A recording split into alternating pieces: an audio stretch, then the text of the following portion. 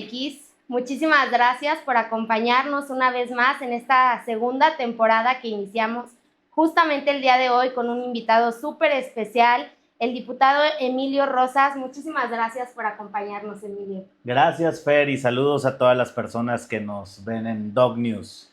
Emilio, fíjate que en este espacio nos gusta conocer la trayectoria de nuestros invitados, pero con una perspectiva mucho más personal. En este momento nos gustaría iniciar contigo preguntándote, ¿quién eres tú? Pues yo soy Emilio Rosas, actualmente trabajo como diputado local en San Luis Potosí, soy diputado de Morena, presido la Comisión de Desarrollo Económico y Social y pues me identifico con todas las causas que tenemos aquí en San Luis Potosí.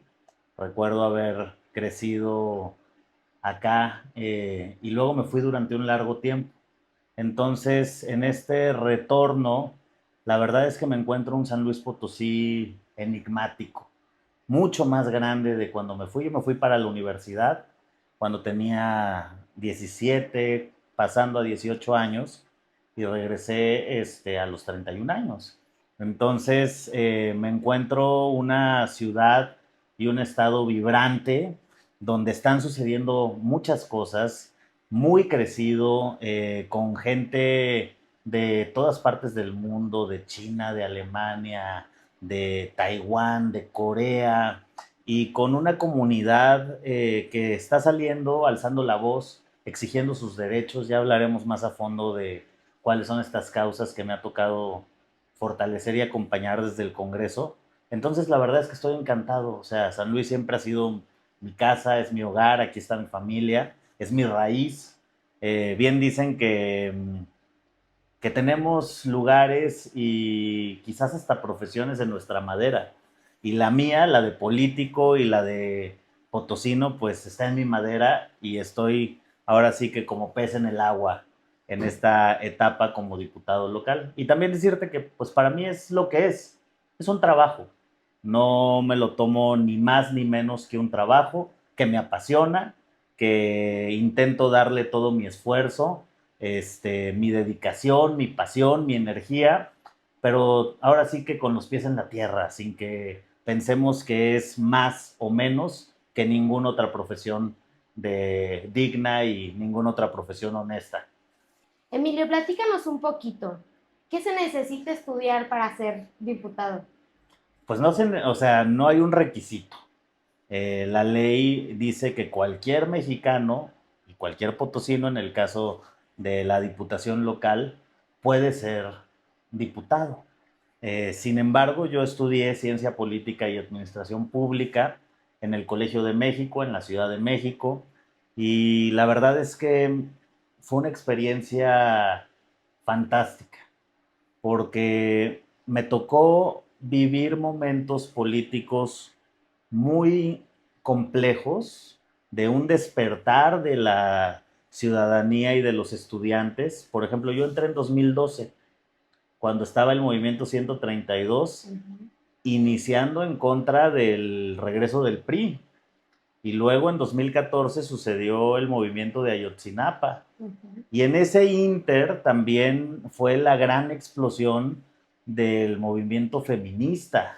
Entonces, vivirlo en la Ciudad de México, con una población muy activa políticamente. A mí me tocó representar al Colegio de México en la Asamblea Interuniversitaria para el movimiento de Ayotzinapa. Yo representaba al Colmex y nos íbamos al auditorio Che Guevara en la UNAM, y estaba la Ibero, y estaba la Náhuac, y estaba la UAM, la UNAM, en una causa que nos indignaba y nos unía a todos en 2014. Y aparte del Colmex, pues quienes lo conocen, es una institución privilegiada y un orgullo de las instituciones públicas, educativas. Es 100% del Estado mexicano, y tiene una historia de salvaguardar el conocimiento, la teoría. Inicia en 1938, cuando vienen los exiliados españoles huyendo de Franco, y el entonces presidente Lázaro Cárdenas le da el beneplácito a dos grandes intelectuales mexicanos, a Daniel Cosío Villegas y a Alfonso Reyes. Y les dice, claro que sí, vamos a hacer una biblioteca, va a venir Ortega y Gasset, van a venir eminencias de España, vamos a hacerles una biblioteca. Y empezó siendo un espacio donde se podían juntar estos intelectuales españoles con los mexicanos y eventualmente se fue haciendo una universidad, propiedad del Estado, donde pues, por ejemplo, en medio clases Lorenzo Meyer, Soledad Loaesa, Sergio Aguayo, Gerardo Esquivel, que fue vicegobernador del Banco de México, su esposa Graciela Márquez, la directora del INEGI, Javier García Diego, el historiador, Fernando Escalante, o sea, simplemente era un deleite ir, abrir la libreta y escuchar a esas personas tan destacadas en la academia, intelectuales, de pies a cabeza, para mí era algo padrísimo, que me ha formado mucho académicamente, pero también con el valor que le tenemos que dar y el respeto que le tenemos que dar ahora yo como autoridad a estas instituciones donde se genera el conocimiento, a la Universidad Autónoma de San Luis, al Colegio de San Luis, a la Politécnica, a la UNITEC, al TEC de Monterrey, a muchas universidades en nuestro estado, donde en verdad tenemos que tener una educación pública, principalmente, de calidad, que nos dignifique como estado y donde le demos ese valor a los académicos que ahí ejercen y que en verdad nos pueden ayudar mucho. Por ejemplo, en la ley de movilidad nos ayudó la Autónoma de San Luis, el Colsan, la Politécnica. Hay que acercarnos más a nuestra academia. Emilio, ¿durante tu vida existió algún momento en el que dijeras, bueno, necesito ocupar algún espacio, por ejemplo, en este caso como diputado local, para generar un cambio que tú buscabas?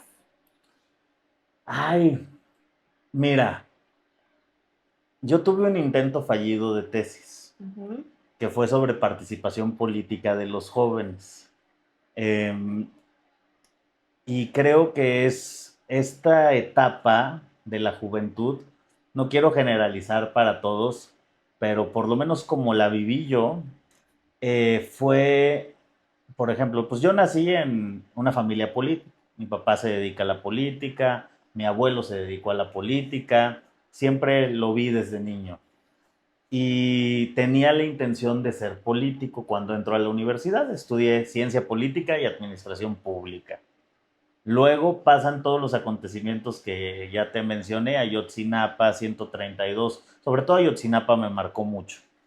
Y yo me sentí completamente desconectado. Pero digo, pues es lo que estudié, es lo que he visto, y ahora con qué congruencia, pues voy a ir a tocar la puerta de cualquier secretaría o de cualquier gobierno contra los que he estado marchando los últimos años, yo representando al Colmex en el movimiento de Ayotzinapa. Y el Colmex, como ya te dije, es una institución pública donde no existía una sociedad de estudiantes. Entonces, cuando estalla el movimiento de Ayotzinapa, le decimos al entonces presidente del Colmex, que aparte yo le tengo un respeto y admiración muy grande al doctor García Diego, le decimos, doctor, queremos ir a sumarnos al paro activo de las demás universidades en solidaridad con nuestros compañeros normalistas de Ayotzinapa. Y pues nos dice que no se puede, ¿no? Y pues el momento era muy difícil. Hicimos una carta en la que preguntábamos a la comunidad estudiantil y académica, o sea, al staff, a las personas de servicio, de limpieza, de cafetería, a los profesores, si querían irse al paro activo. Y lo firmaron el 90 y tantos % de las personas de una comunidad académica importante, representativa. Nos fuimos a Notimex, era nota en ese momento, ¿no? Decimos, mira, aquí traemos esto, el Colmex se suma al paro activo. Y no les quedó de otra más que cerrar la escuela. Nunca había pasado en los 70 y tantos años de existencia del Colmex, no había pasado. Esa fue como una primera probadita de ver cómo se podía hacer política. O sea, política, pues no es institucional, pero es usando es usando las herramientas que hay a mi mano. Y después hicimos la sociedad de estudiantes. Porque como éramos, por ejemplo, mi generación éramos 12 y es cada 2 años, pues no hay mucho una lógica de que alguien te represente. Pues si tienes un problema o una duda, pues vas y le hablas al profesor y no te reciben. Pero a raíz de ahí hicimos la sociedad de estudiantes, ya no me tocó a mí ser consejero, y ese evento me marcó. Salgo de la escuela pues confundido, diría yo, a los 23 años. Me metí a un despacho privado que vincula al sector privado con el sector público, y no fue sino hasta 2020 que regreso a la política. O sea, a mí me marcó mucho este, este proceso que te comento, la llegada de Andrés Manuel en 2018, que cambió todo el panorama, nos abrió una puerta a los jóvenes. Por ejemplo, hoy pues somos 6 diputados locales de Morena en San Luis Potosí, todos menores de 35. Fue una sacudida a la clase política, ¿no? Lo sabrán las personas que han militado, por ejemplo, en el PRI o en el PAN, pues de cuándo se iba a abrir un espacio, ¿no? Eras un diputado joven si tenías 40 años. Y estamos hablando de que se abrió un espacio para nuevas generaciones, y yo me siento muy bendecido de haber seguido el trayecto que he seguido. Primero trabajé con Pedro Aces, y después con Marcelo Ebrard, apoyándolo en su aspiración por ser el candidato de Morena eh, para la presidencia de la República. Yo creía y sigo creyendo que Marcelo es el político más destacado de su generación y de la actualidad, pero ahora estamos respaldando a la presidenta Claudia Sheinbaum de una manera muy decidida, siguiendo el ejemplo de Marcelo, de las corcholatas famosas. Pues Marcelo es el que no ha regateado nada, es el que ha dado la cara y es un hombre de Estado. Y eso es lo que yo quiero seguir, ese ejemplo. Entonces la política siempre había estado en mi madera, y ahora tengo el privilegio de ejercerla aquí en nuestro bello San Luis Potosí. Emilio, justamente hablando de este momento en el que coincido contigo, se abren muchas oportunidades para los jóvenes. Sí creo y reconozco que fuimos muy rezagados durante mucho tiempo y llega un punto en la historia de México en donde se nos dice, oigan, pues vengan a trabajar de este lado, o sea, necesitamos ideas nuevas, una política joven.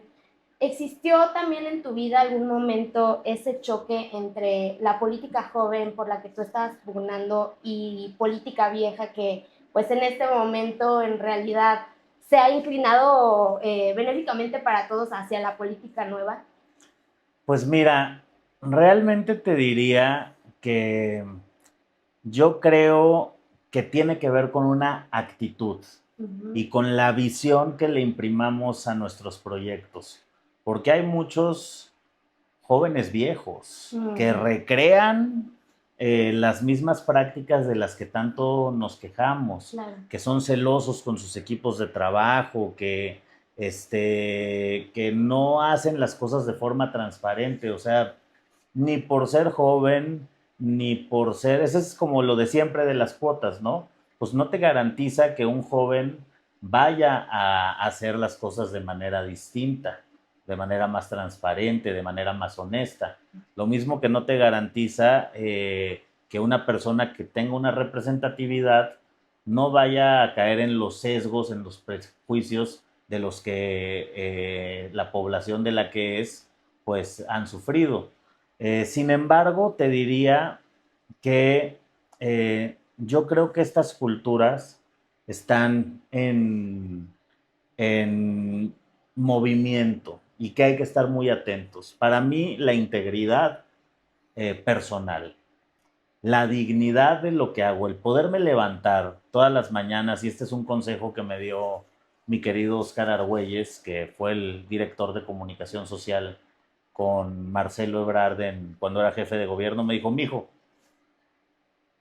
lo que tienes que hacer es levantarte, lavarte la cara, verte al espejo, y si te aguantas la mirada, vas por buen camino. Cuando le empieces a desviar, aguas, revisa algo.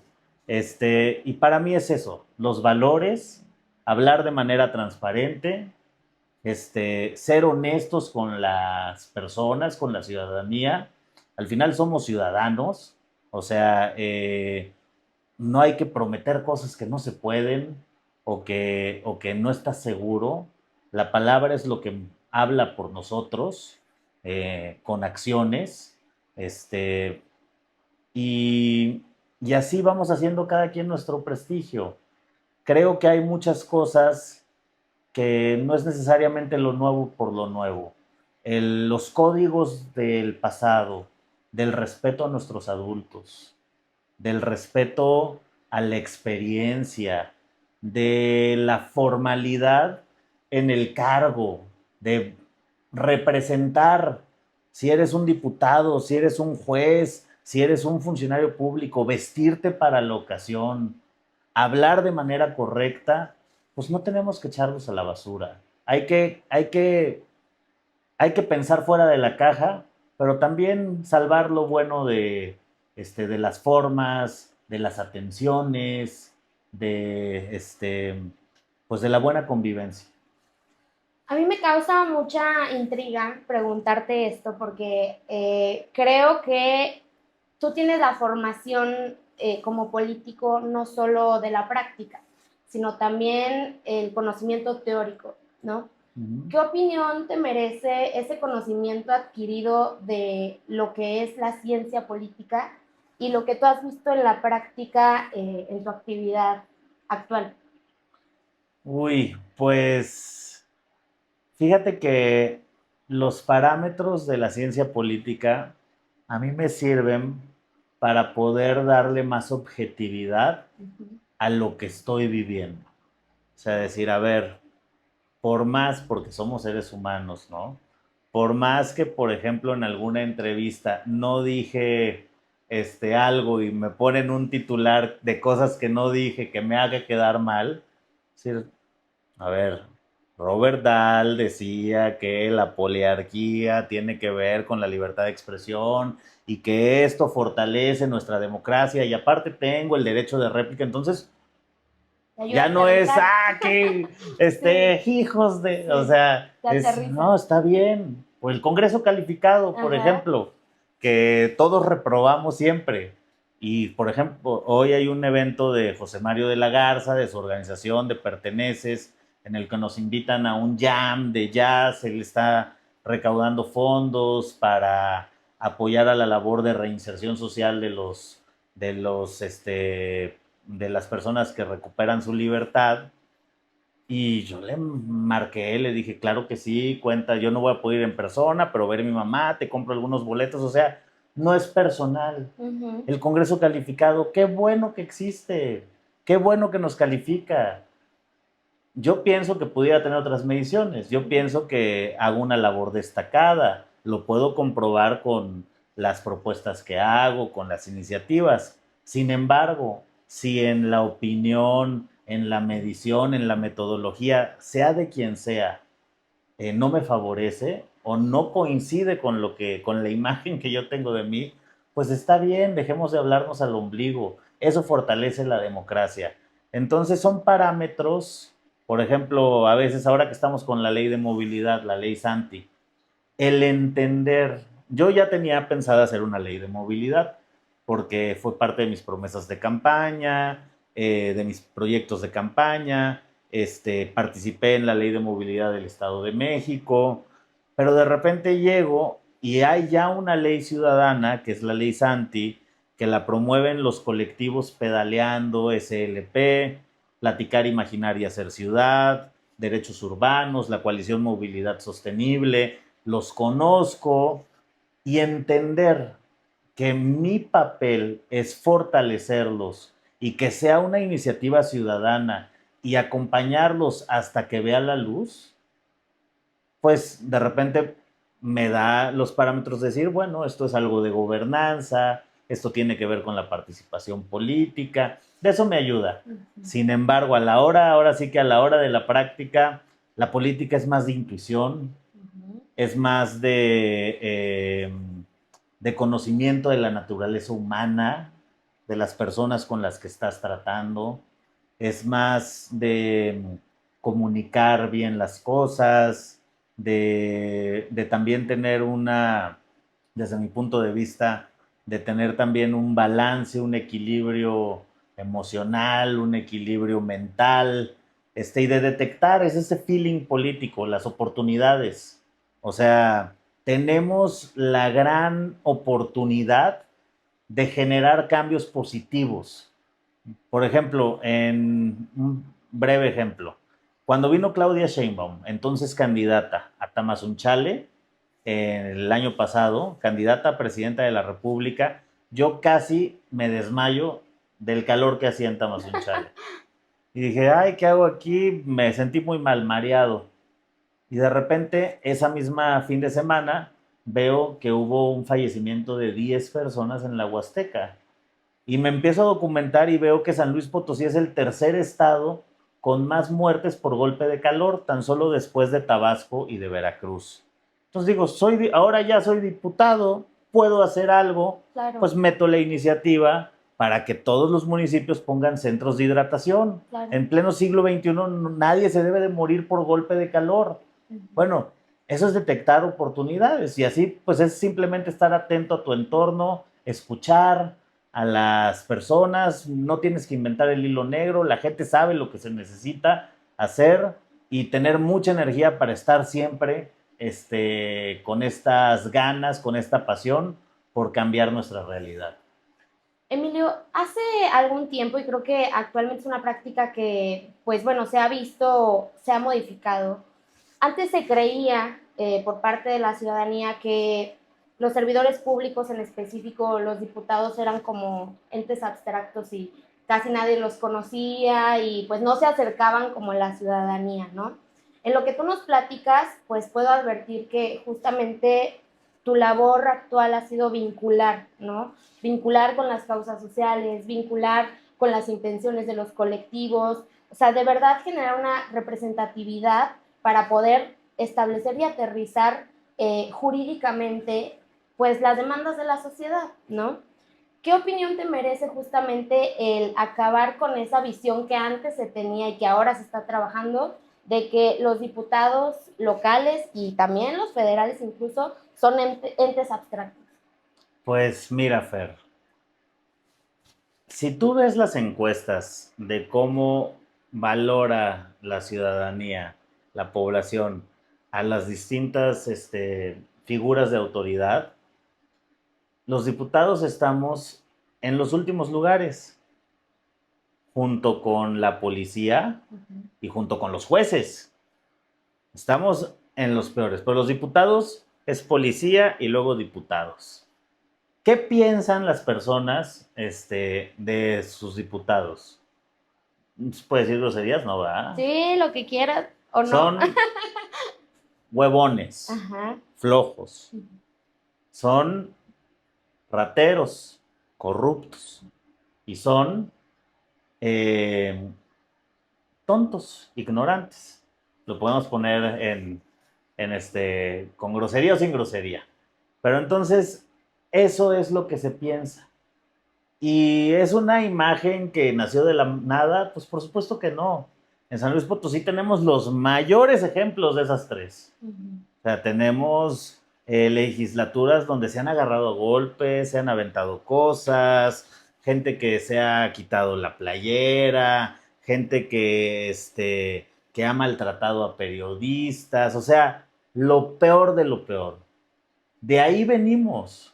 Por eso mi tarea, y lo dije en mi primer discurso como diputado ante el Pleno, es dignificar la política, hacer que esta encomienda sirva para dignificar a nuestras instituciones, para que la gente vuelva a creer en nosotros y sepa que se pueden hacer las cosas de manera distinta. Es lo que necesitamos, reconciliarnos con la ciudadanía. Y yo por eso estoy muy orgulloso de ser un morenista hecho y derecho, porque eso es lo que dice Andrés Manuel desde toda la vida y ahora Claudia Sheinbaum.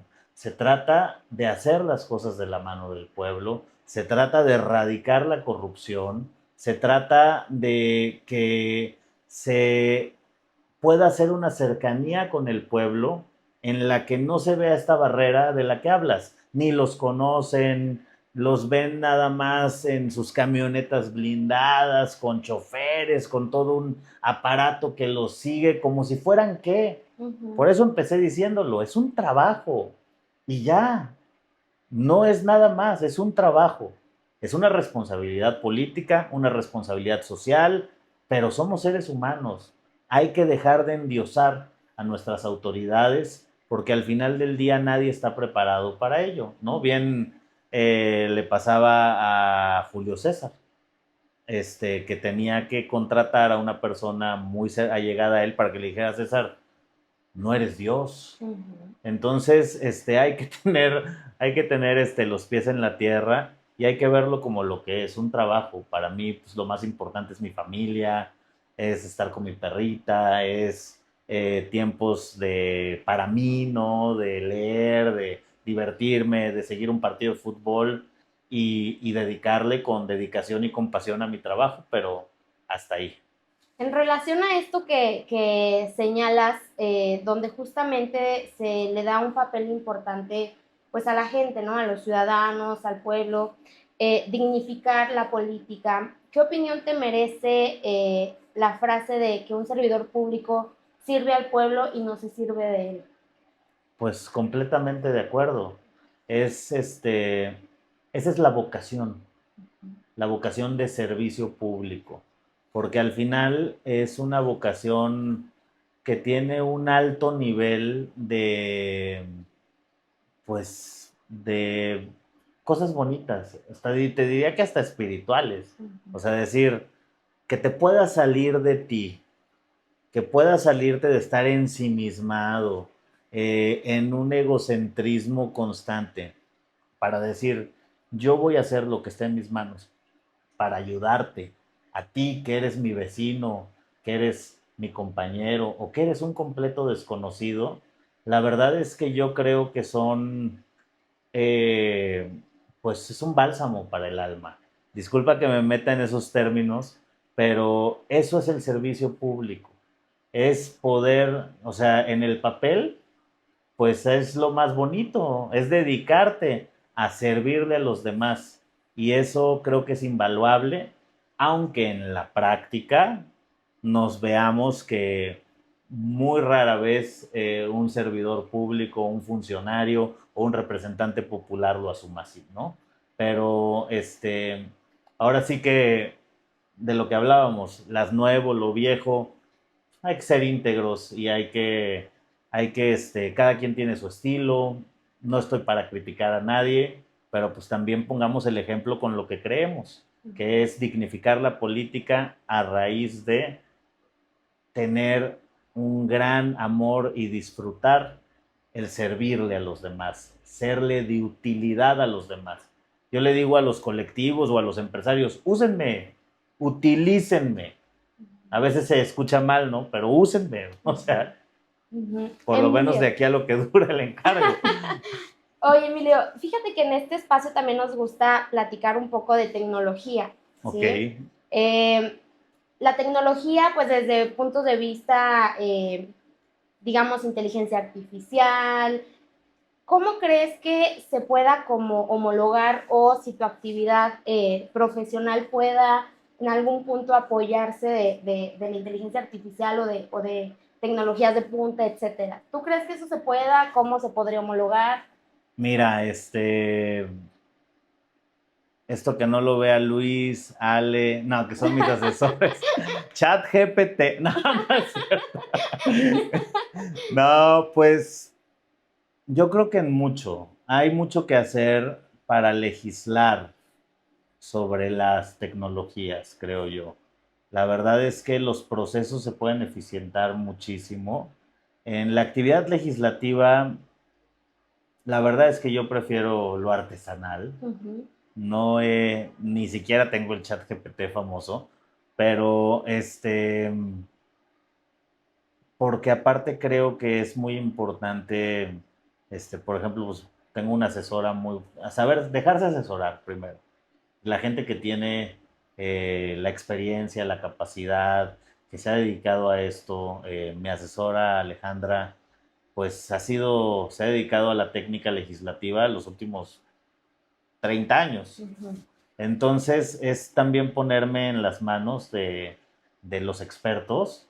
Yo llego con ideas de política pública, o sea, yo digo, yo quiero que haya centros de hidratación.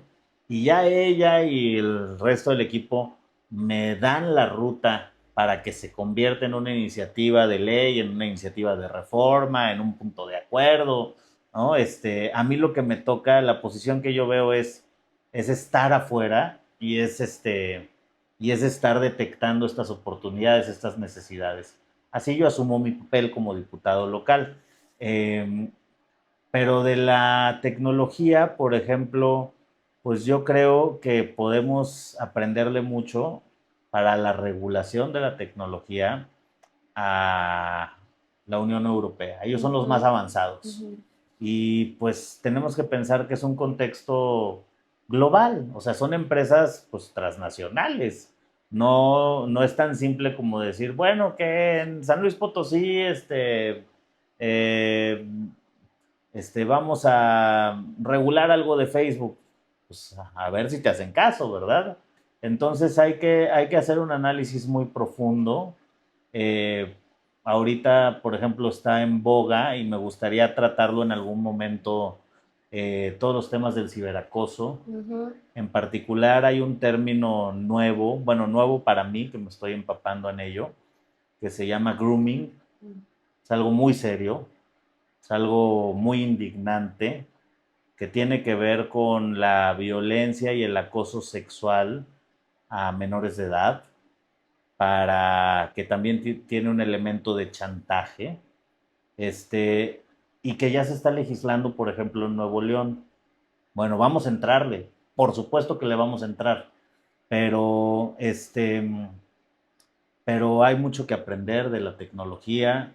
En lo personal yo pienso que para acotar las brechas que hay, la inteligencia artificial, los procesos de automatización son ahora sí que uno de nuestros salvavidas para poder tener mejor educación, para poder tener mejor salud. O sea, en el ramo de la salud la inteligencia artificial va muy avanzada. Y si bien necesitamos acotar esas brechas, y bienvenida a la tecnología, pero hay que estar atentos y hay que detectar qué se necesita regular y atender y señalar.